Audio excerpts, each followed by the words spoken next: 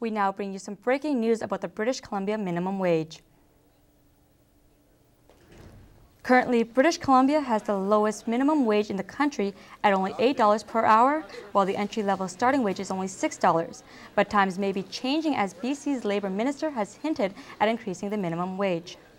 Considering the recession and everything, I mean, more money in people's pockets would actually maybe help BC get out of the recession in Canada in general. It's a good step forward. It's been a while. They've been talking about it for, I think, quite a long time. And everyone needs to make a little more money, especially students. And most people can only work part-time minimum wage jobs, so it's a good advance. I mean, it seems pretty standard, so I'd say 10. Ontario boasts the highest starting wage at $10, and while British Columbians should not expect an increase to that level, this announcement is an encouraging step. A group from UBC's journalism program became the first Canadian students to win an Emmy Award. Monica Martinez talks to two of them to get their reaction on this tremendous honor. These two UBC students have just won an Emmy for outstanding investigative journalism. We didn't expect to win, that's for sure. So when we found out yesterday, it was definitely a big shock. And it was just the two of us here, so we had a really small celebration, but we knew everyone was having a good time back in New York City. Dan and Dorothy weren't able to join the other students in New York to accept the award because of the $450 Emmy tickets, plane flights, and other expenses. They're part of a group of 10 students who traveled to Ghana, China, and India to conduct their research. Their documentary, Ghana, Digital Dumping Ground, explores the health and environmental impact of electronic waste.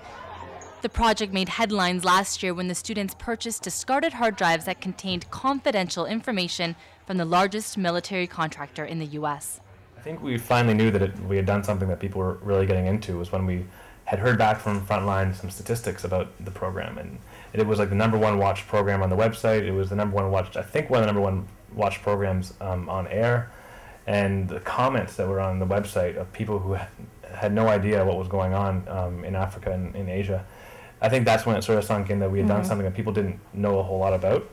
I think the Emmy was really that glimpse of hope that I personally really needed. Like when you're struggling all the time, like to get assignments, to get your word out, then I don't know, I guess you start to self-doubt your skills.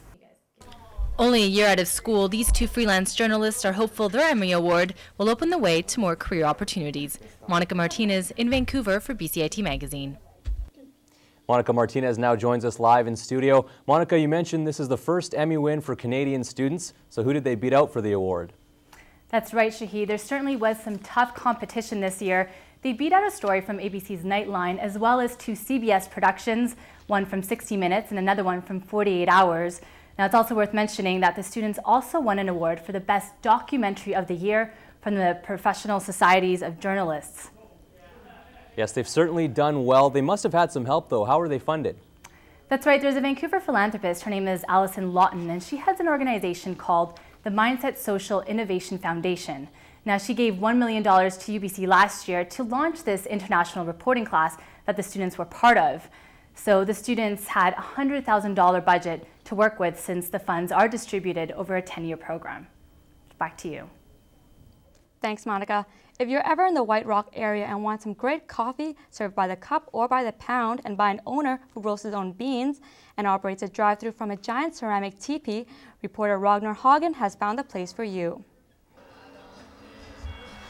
When Al Nemeth started the Holy Smoke Coffee Company, his goal was to become an alternative to the larger coffee chains.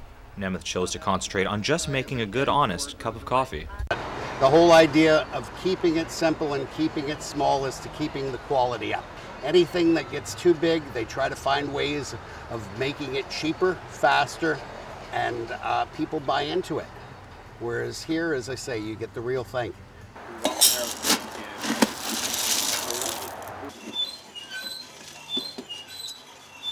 I got into the coffee business through remembering my father roasting coffee when he was a kid. And decided I wanted to try roasting coffee myself. And I do an organic Mexican from Santa Clara. I do a Costa Rican, which is from the high mountains, a small estate. And then I have my Holy Smoke blend. I mix them all together and add a little smoke to them at the very end, and that's my espresso blend. And what are some of the other things that draw customers to Holy Smoke? Well, everything really. Al's a pretty unique fellow. The teepee's very unique, and then he roasts his own coffee over a barbecue of all things. First year or two was a little rough.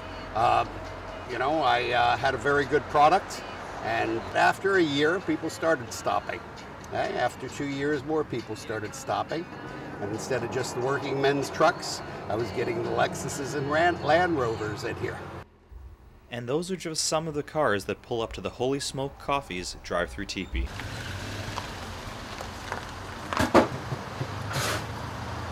Thanks. Oh, holy smoke, that's good coffee. Ragnar Hagen in White Rock for BCIT Magazine. Burnaby's history is getting easier to access, and as Brenna Temple discovered, that's all thanks to an online atlas called Charting Change.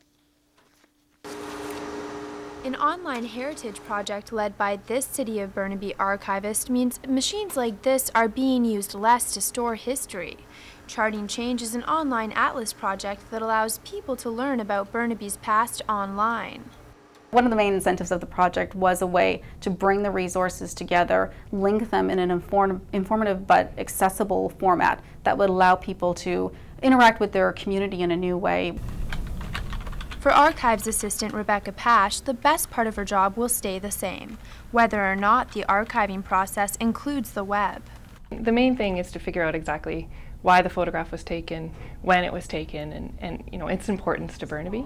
There might be date marks on the back or something like that that will give me a hint as to when it was taken. This project actually is a way to bring together the different resources that we've digitized. So the Burnaby Village Museum has digitized a number of their artifacts to make them available online. The Archives has created digital versions of things like council reports or bylaws, as well as a large photograph collection.